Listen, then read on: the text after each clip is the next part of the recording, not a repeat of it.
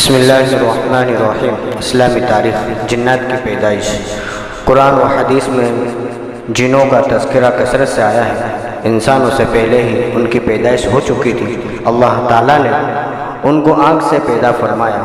ایک طویل زمانے تک وہ زمین میں آباد رہے، پھر انہوں نے فساد مچانا اور خون بہانا شروع کیا تو اللہ تعالیٰ نے فرشتوں کے ذریعے انہیں سمندر کے جزیروں اور دور دراز پہاڑوں کی طرف بھگا دیا۔ ابلیس بھی جنات میں سے تھا، لیکن کثرت عبادت کی وجہ سے فرشتوں کا سردار بنا دیا گیا تھا۔ لیکن جب اللہ تعالیٰ نے حضرت آدم علیہ السلام کے سامنے سجدہ کرنے کا حکم دیا تو اس نے تکبر کیا اور سجدہ کرنے سے انکار کر دیا۔ چنانچہ اللہ تعالیٰ نے دھتکار کر اس کو دنیا میں بھیج دیا اور اس سے تمام نعمتیں چھین لی۔ اسی طرح تکبر نے اسے ہمیشہ کے لیے ذلیل و رسوا کر دیا۔ حضور صلی اللہ علیہ وسلم اس دنیا میں انسان و جنات دونوں کی ہدایت و رہنمائی کے لیے بھیجے گئے تھے۔ چنانچہ حدیث میں جنوں کو اسلام کی دعوت دینے کا ذکر موجود ہے اور قرآن کریم میں جنات کی ایک جماعت کے ایمان لانے کا بھی تذکرہ موجود ہے۔ حضور صلی اللہ علیہ وسلم کا معجزہ، آپ صلی اللہ علیہ وسلم کا سینہ چاک کیا جانا۔ حضرت انس رضی اللہ تعالیٰ عنہ فرماتے ہیں کہ بچپن میں رسول اللہ صلی اللہ علیہ وسلم بچوں کے ساتھ کھیل رہے تھے، اتنے میں حضرت جبرائیل علیہ السلام آئے اور آپ صلی اللہ علیہ وسلم کو پکڑ کر زمین پر لٹا دیا۔ پھر آپ صلی اللہ علیہ وسلم کے سینے کو چاک کر کے دل نکالا اور پھر دل میں سے خون کا ایک لوتھڑا نکالا اور فرمایا یہ شیطان کا حصہ ہے۔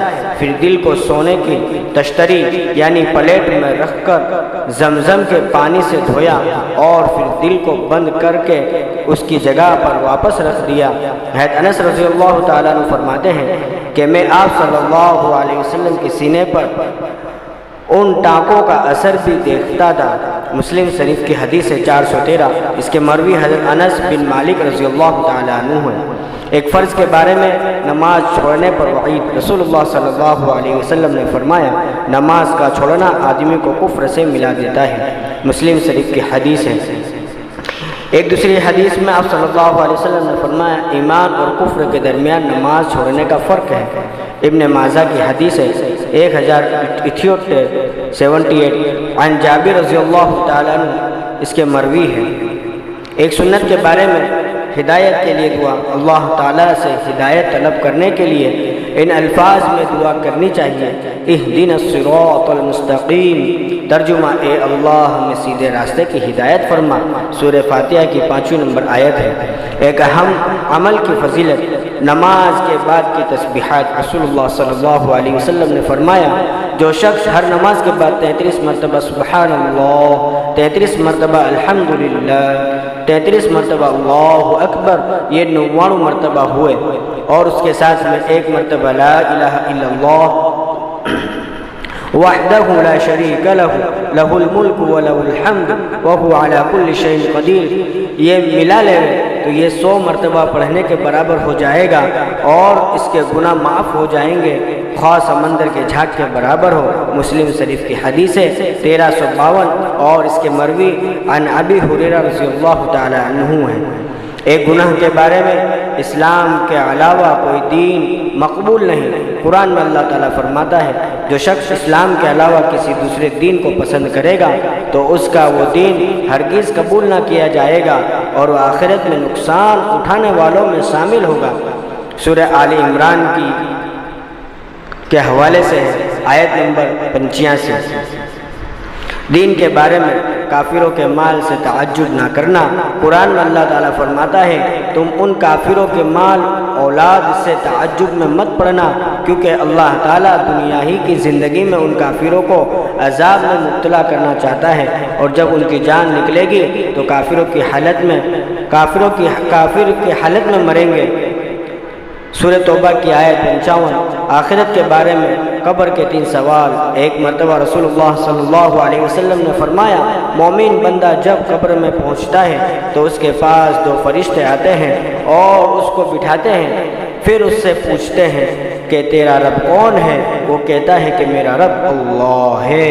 پھر پوچھتے ہیں کہ تیرا دین کیا ہے؟ وہ کہتا ہے میرا دین اسلام ہے۔ پھر پوچھتے ہیں تمہارا نبی کون ہے؟ وہ کہتا ہے محمد رسول اللہ صلی اللہ علیہ وسلم۔ ابو داؤد کی حدیث ہے 4753 اور اس کے مروی عن البراء بن عازب رضی اللہ تعالی عنہ۔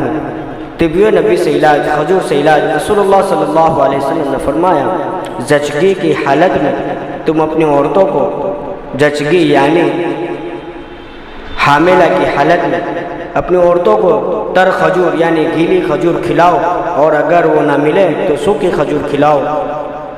فائدہ بچے کی پیدائش کے بعد کھجور کھانے سے عورت کے جسم کا فاسد یعنی خراب خون جو ہوتا ہے وہ نکل جاتا ہے اور بدن کی کمزوری ختم ہو جاتی ہے۔ نبی صلی اللہ علیہ وسلم کی نصیحت۔ رسول اللہ صلی اللہ علیہ وسلم نے فرمایا جب تم میں سے کسی کے ہاتھ سے لقمہ گر جائے تو اسے اٹھا لے اور صاف کر کے کھا لے، شیطان کے لیے اسے نہ چھوڑے، اور کھانے کے بعد جب تم انگلیوں کو نہ چاٹ لے، ہاتھ کو رومال سے نہ پوچھے، اس لیے کہ معلوم نہیں کہ کس دانے میں برکت ہے۔ مسلم شریف کی حدیث ہے اور اس کے مروی عن جابر رضی اللہ تعالی عنہ ہے۔